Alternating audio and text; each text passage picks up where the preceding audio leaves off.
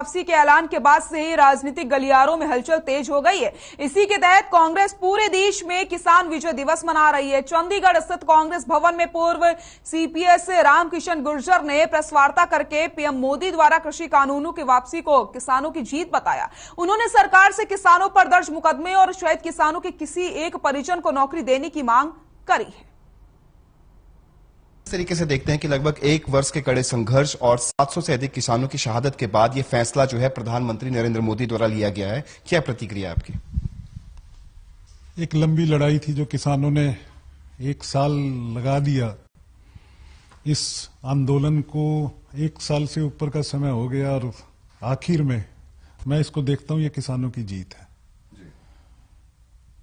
मोदी जी को झुकना पड़ा और मैं तो समझता हूं कि अगर ये शुरू में ही इस बात को मान लेते तो इसके अंदर जो देश का इतना बड़ा नुकसान हुआ, जो किसानों का नुकसान हुआ, अर्थव्यवस्था चौपट होगी, जो 700 परिवार किसानों के उजड़ गए, जिनकी शहादत हुई है 700 लोगों की, तो मैं समझता हूं ये नुकसान हिंदुस्तान को ना उठाना पड़ता। सर, अभी भी बहुत से ऐसे किसान जत्थे हैं जो बॉर्डर्स पे धरना स्थलों पर डटे हुए हैं। उनका साफ तौर पर कहना है कि जब तक जो है एमएसपी को लेकर जो है कानून नहीं बनाए जाते, और भी कई मुद्दे हैं उनके, तो किस तरीके से देखते हैं किसानों के इस बयान को? उनकी जायज मांग है ये और बीजेपी सरकार को मानना चाहिए। वादे किए थे बीजेपी सरकार ने, एमएसपी की बात है 2022 में आय दुगनी हो जाएगी किसानों की, उसके साथ साथ स्वामीनाथन रिपोर्ट लागू होगी, कई वादे किए हुए हैं और ये किसानों की जायज मांग है, वो मान लेनी चाहिए। जी सर, 700 से अधिक किसानों की मौत हो चुकी है इस किसान आंदोलन के अंदर, और साथ ही साथ बहुत से किसानों के ऊपर जो है मुकदमे दर्ज हैं। उस पर क्या कहना चाहेंगे? बिकॉज कांग्रेस जो थी, पहले भी ऐलान किया गया था कि कांग्रेस जो है समूचे प्रदेश के किसानों की मुफ्त में मुकदमे लड़े जाएंगे। उसके ऊपर क्या प्रतिक्रिया आपकी? आपको ध्यान होगा कि हमारी पार्टी की अध्यक्षा कुमारी शैलजा जी ने यहीं पे कहा था कि किसानों के ऊपर जो भी मुकदमे है उसको कांग्रेस पार्टी की तरफ से हर संभव मदद की जाएगी और जो भी मुकदमे है कांग्रेस पार्टी उसको लड़ेगी। और हमने जहां भी जरूरत पड़ी हमारी तरफ से पार्टी के लोग, वकील हमारे यहाँ जो वो पहुंचे। और उसके साथ साथ मैं आपको थोड़ा ध्यान दिलाना चाहूंगा कि जब ये आंदोलन शुरू हुआ था तो पहले दिन से कांग्रेस पार्टी ने इसका समर्थन किया। राहुल गांधी जी ने ट्रैक्टर यात्रा शुरू की, पंजाब से शुरू की थी और पीपली में, हरियाणा में कुरुक्षेत्र में इसका समापन किया था। हमारी पार्टी की अध्यक्ष बहन कुमारी शैलजा जी हर बॉर्डर पे जाके, हर टोल प्लाजा पे जाके, जहां भी किसान धरने पे बैठे थे वहां जाके उनका हौसला बढ़ाया, समर्थन किया। और उसके साथ साथ 31 दिसंबर को, पिछले 31 दिसंबर को, जहां पूरा दुनिया नए साल के जश्न मना रही थी, तो हमारी अध्यक्षा बहन कुमारी शैलजा जी सिद्धू बॉर्डर पे पूरी रात सर्दी के अंदर किसानों के साथ बैठ के वहां पे उनको समर्थन किया था। सर, किस तरीके से देखते हैं, जैसे 700 से अधिक किसानों की मौत हो चुकी है, कंपनसेशन की बात हो रही है, नौकरी की बात हो रही है, किस तरीके से देखते हैं कंपनसेशन मिलना चाहिए? बहुत से बयान भी सामने आए, सत्ताधारी पक्ष के भी बयान सामने आए, किस तरीके से देखते हैं? देखिए, जिनों की शहादत हुई है वो परिवार उजड़ गए हैं, ये जिम्मेदारी बन जाती है सरकार की कि उनकी मदद हो, और उसको मदद करने का तरीका उनके परिवार में से किसी को सरकारी रोजगार मिले और उसके साथ मुआवजा मिले। और एक और जो मांग है, जो किसानों के ऊपर लाठीचार्ज हुआ था, मुकदमे दर्ज किए गए थे, वो मुकदमे भी खत्म करने चाहिए, उनको वापस लेना चाहिए। सर, ये तो किसान आंदोलन की बात थी कि इस पे प्रधानमंत्री नरेंद्र मोदी ने खुद माफी मांगी है, लेकिन आज सूबे के गृह मंत्री अनिल विज ने ट्वीट किया, वहां बाकायदा जो है कांग्रेस को 1984 के दंगों की बात बताई। उसको लेकर क्या कुछ कहेंगे आप? देखिए, आज किसानों की जीत है तो उसमें विज साहब को भी शामिल होना चाहिए। उस जीत में किसानों को बधाई देनी चाहिए, किसानों को समर्थन करना चाहिए और ये बताना चाहिए कि 1 साल चाहे हो गया पर हमने ये बिल वापस ले लिए। अब उस बात को कहीं दाएं बाएं ले जाए, उसका क्या फायदा है? आज तो किसानों की जो जीत है, जो उसका समर्थन खुले मन से सभी को करना चाहिए। बहुत बहुत शुक्रिया सर। तो ये थे हमारे साथ पूर्व सीपीएस रामकिशन गुर्जर, जिन्होंने साफ शब्दों में कहा कि ये किसानों की बहुत बड़ी जीत है, जिसके चलते सरकार को फैसला बदलना पड़ा। चंडीगढ़ से हर खबर हरियाणा के लिए रवि चंदेल के साथ कैमरामैन अशोक की रिपोर्ट। कृषि कानून रद्द होने पर गुरुग्राम में कांग्रेस नेता और पूर्व मंत्री कैप्टन अजय सिंह यादव ने प्रेस वार्ता की। कैप्टन अजय सिंह यादव ने कहा कि किसान आंदोलन में किसानों ने खून पसीना बहाया। प्रधानमंत्री नरेंद्र मोदी ने कहा कि वो कृषि कानून किसानों को समझा नहीं सके, जबकि खुद प्रधानमंत्री काले कानून को समझ नहीं पाए। कृषि कानून से सिर्फ उद्योगपतियों को फायदा पहुंचाने का मकसद था। कृषि कानून रद्द होना किसानों की जीत है, जबकि अडानी और अंबानी की हार है। वहीं कांग्रेस नेता पंकज डावर ने कहा कि जिन किसानों की आंदोलन के दौरान मौत हुई है, उनको सरकार मुआवजा जल्द से जल्द दे।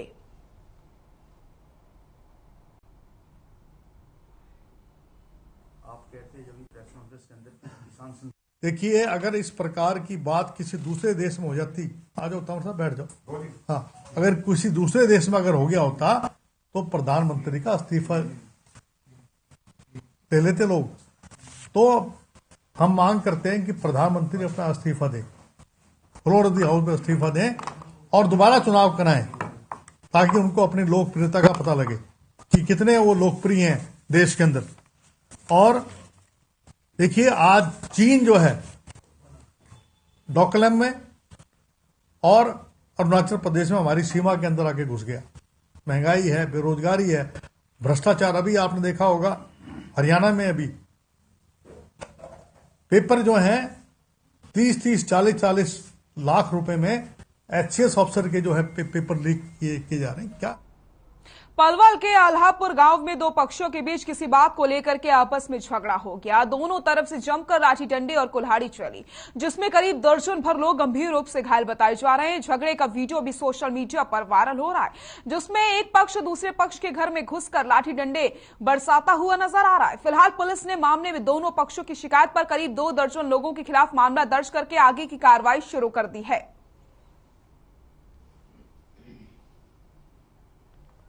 तो कई लोग बुरी तरीके से घायल हो गए हैं। पलवल की तस्वीरें आपको हम दिखा रहे हैं। दो पक्षों के बीच खूनी संघर्ष देखने को मिला। 2 तस्वीरें आपको आपकी टीवी स्क्रीन पर हम दिखा रहे हैं। एक तरफ जहां किस तरीके से जमकर मारपीट हुई है, लाठी डंडे और कुल्हाड़ी चली है, तो वही दूसरी तस्वीर आपको हम दिखा रहे हैं जहां पर जो लोग जख्मी हुए उन्हें अस्पताल में भर्ती करवा दिया गया। वहीं पुलिस ने भी कई लोगों को गिरफ्तार किया है।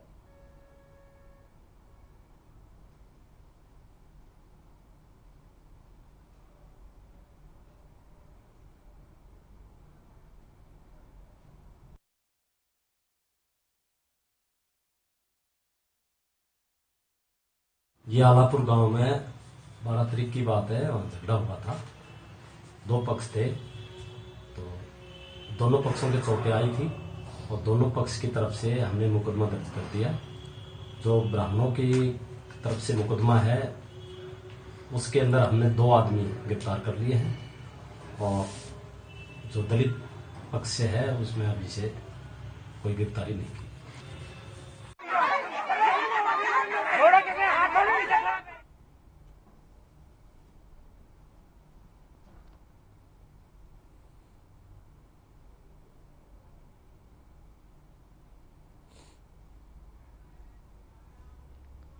सिरसा जिले में किसान हरियाणा सरकार से खफा दिखाई दे रहे हैं, क्योंकि खाद की जो किल्लत है वो दूर होने का नाम नहीं ले रही। इन दोनों गेहूं की बिजवाई के लिए किसानों को खाद लेने के लिए काफी जद्दोजहद का सामना करना पड़ रहा है। पिछले कई दिनों से किसानों को खाद लेने के लिए संघर्ष करना पड़ रहा था। सिरसा के अनाज मंडी में किसानों को लंबी लंबी लाइनों में घंटों तक इंतजार करना पड़ता है। किसानों का आरोप है कि वो सुबह से ही मंडी में खाद लेने के लिए काफी ज्यादा इंतजार करते हैं, लेकिन खाद विक्रेता और सिरसा प्रशासन खाद देने के लिए अपनी मनमानी कर रहा है। किसानों का कहना है कि खाद विक्रेताओं द्वारा उनको मांगी हुई खाद नहीं दी जा रही, बल्कि उससे हल्की खाद दी जा रही है, जिससे उनकी गेहूं की जो बिजवाई है वो प्रभावित हो सकती है।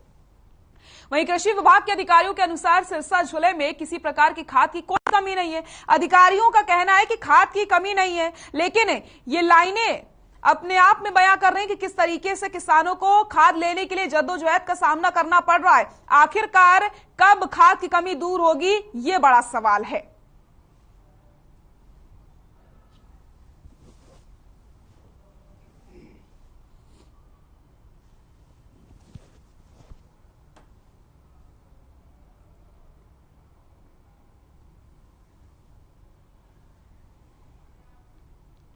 जिंद के रघुनगर में नकली देसी घी बनाने वाली फैक्ट्री का भांडाफोड़ हुआ। फैक्ट्री मालिक समेत 4 लोगों को गिरफ्तार किया गया। छापेमारी के दौरान कई कंपनियों के स्टिकर और डिब्बे भी बरामद किए गए। साथ ही साथ 4,17,000 रुपए बरामद किए गए। स्वास्थ्य विभाग की टीम ने मौके से घी के सैंपल लिए। बताया जा रहा है कि यह नकली घी है, केमिकल से तैयार किया जा रहा था। तो फैक्ट्री मालिक समेत 4 लोगों की गिरफ्तारी हुई है और आपको बताते चले 4 लाख से ज्यादा की नकदी भी बरामद हुई है। अजवन से अब यह खबर हम बता रहे हैं, जहां पर नकली घी बनाने वाली फैक्ट्री का भांडाफोड़ किया गया है। साफ तौर पर आपको बताते चले कई कंपनी के स्टिकर और पैक्ड डिब्बे भी बरामद किए गए हैं। तो वहीं 4 लोगों की गिरफ्तारी हुई, 4 लाख से ज्यादा की नकदी भी बरामद की गई है।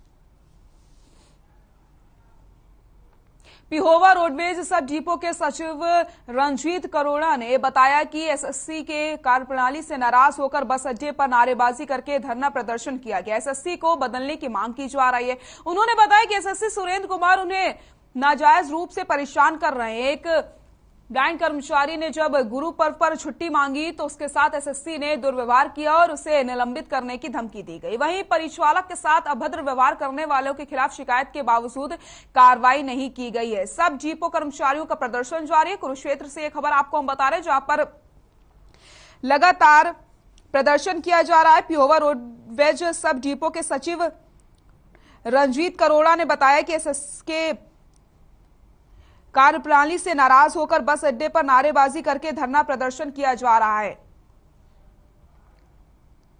एसएस को बदलने की मांग भी लगातार की जा रही है। एसएस सुरेंद्र कुमार उन्हें नाजायज रूप से परेशान कर रहे हैं। एक ब्लाइंड कर्मचारी ने जब गुरु पर्व पर छुट्टी मांगी तो उसके साथ दुर्व्यवहार किया गया था, जिसकी वजह से लगातार जो कर्मचारी हैं वो परेशान चल रहे हैं और अब एसएस को निलंबित करने की मांग भी की जा रही है।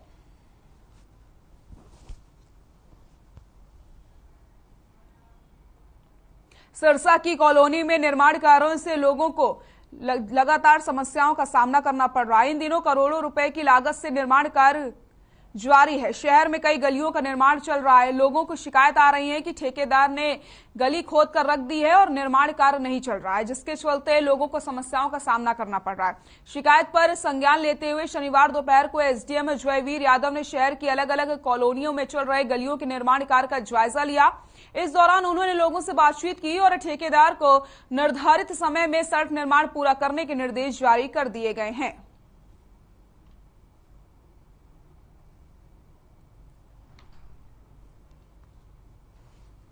सिरसा की कॉलोनी में निर्माण कार्यों से लोगों को समस्याओं का सामना करना पड़ रहा है। एसडीएम ने इसका दौरा किया। इन दिनों करोड़ों रुपए की लागत से निर्माण कार्य जारी हैं। शहर में कई गलियों का निर्माण चल रहा है। लोगों की शिकायत आ रही थी कि ठेकेदार ने गली खोद कर रख दी है, लेकिन निर्माण कार्य नहीं करवाया जा रहा है, जिसके बाद एसडीएम ने खुद गलियों का दौरा किया और लोगों से भी बातचीत की है। अब आपको बताते चले ठेकेदारों को आश्वासन दे दिया गया है और ठेकेदारों को आदेश भी दे दिया गया है कि जल्द से जल्द काम को पूरा किया जा सके, ताकि लोगों को परेशानियों का सामना ना करना पड़े। तो शनिवार दोपहर को एसडीएम जयवीर यादव ने शहर की अलग अलग कॉलोनियों में चल रहे गलियों के निर्माण कार्य का जायजा लिया। इस दौरान उन्होंने लोगों से बातचीत की और ठेकेदार को निर्धारित समय में सड़क निर्माण पूरा करने के निर्देश दिए गए हैं।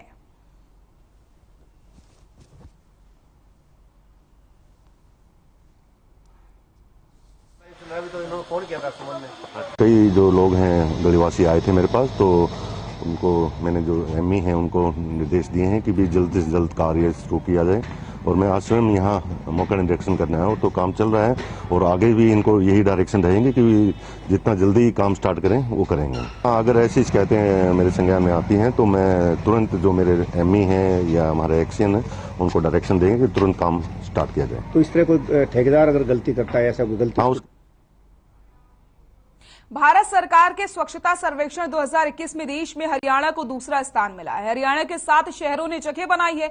गुरुग्राम, रोहतक और करनाल को गोल्ड अवार्ड मिला। पंचकुला, फरीदाबाद और नीलोखेड़ी को सिल्वर अवार्ड मिला। अंबाला शहर को कर्ज से सम्मान मिला। केंद्रीय मंत्री हरदीप पुरी ने हरियाणा को सम्मान दिया है।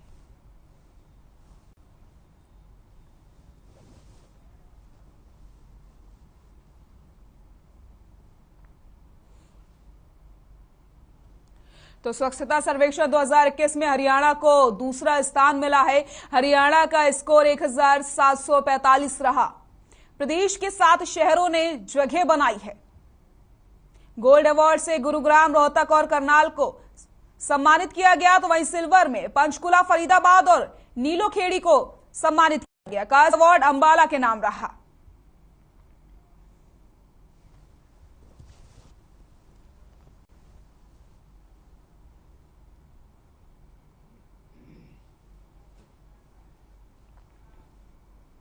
तो वहीं सीएम मनोहर लाल ने भी हरियाणा के दूसरे स्थान आने पर प्रदेशवासियों को ट्वीट करते हुए बधाई दी है। सीएम मनोहर लाल ने अगले साल पहला स्थान हासिल करने का लक्ष्य भी रखा है। तो आपको ट्वीट भी हम दिखा रहे हैं जो सीएम मनोहर लाल ने किया है और प्रदेशवासियों को उन्होंने बधाई दी है।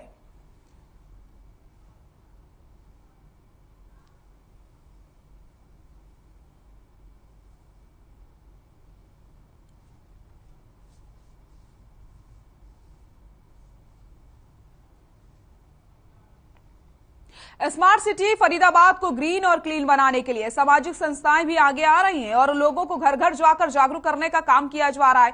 इसके लिए एमसीएफ ने लोगों को जागरूक करने के लिए 10 मास्टर ट्रेनर नियुक्त किए हैं जो शहरों और गांवों में पहुंचकर लोगों को कूड़ा निस्तारण और सफाई व्यवस्था बनाए रखने के लिए जागरूक कर रहे हैं। आपको बताते चले, मास्टर ट्रेनर पूजा बहल और मीनाक्षी ने बताया कि कैंप सभी वार्डों में लगाए जा रहे हैं और सफाई व्यवस्था को लेकर के लोगों को जागरूक लगातार किया जा रहा है।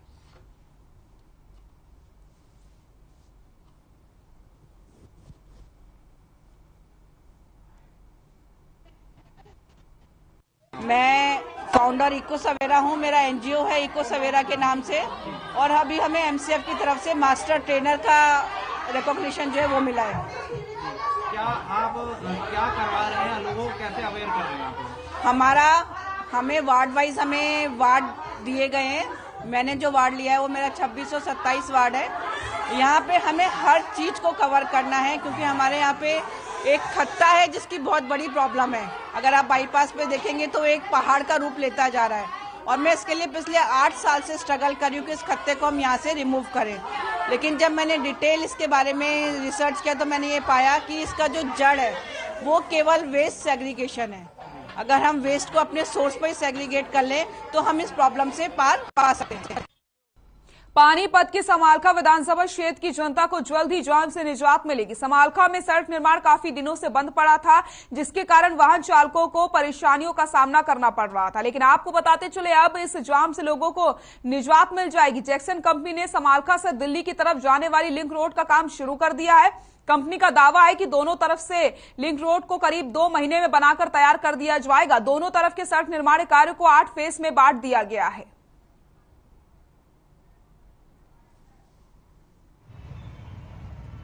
हाँ, इसको 4 भागों में बांटा गया है। जो ओल्ड बस स्टैंड समालखा पुल के नीचे से पहले गनौर साइड का बना रहे एक तरफ का, फिर दूसरी साइड का बनेगा, पानीपत टू समालखा साइड का बनेगा। एक साइड का रोड पहले क्लियर करेंगे जो आम जन को असुविधा ना हो। टुकड़ों में बना रहे हैं हम 4 भागों में, इसको आराम से बनाएंगे इसको। और जो समालखा से जिसने गनौर जाना है थोड़ा सा रोंग साइड जरूर चलना पड़ेगा और कोई व्यवस्था नहीं हमारे पास रोंग साइड के अलावा। और जो जाम ना लगे, जो जिसको ज्यादा जरूरी हो नीचे से आए, बाकी पुल के ऊपर से जाए। हरियाणा कर्मचारी चयन आयोग ने प्रशासनिक कारणों से 21 से 22 नवंबर तक होने वाली परीक्षा को स्थगित कर दिया है। इन परीक्षाओं की नई तिथियों की घोषणा जल्द ही की जाएगी। आपको बताते चले कि 21 और 22 नवंबर को HSIIDC, पंचायती राज, PWD, आर्किटेक्ट विभागों की कई पोस्टों की परीक्षा होनी थी, जिसको लेकर के हरियाणा कर्मचारी चयन आयोग ने 1 नवंबर को परीक्षाओं का शेड्यूल भी जारी कर दिया था, पर अब इन परीक्षाओं को स्थगित करने का फैसला ले लिया गया है।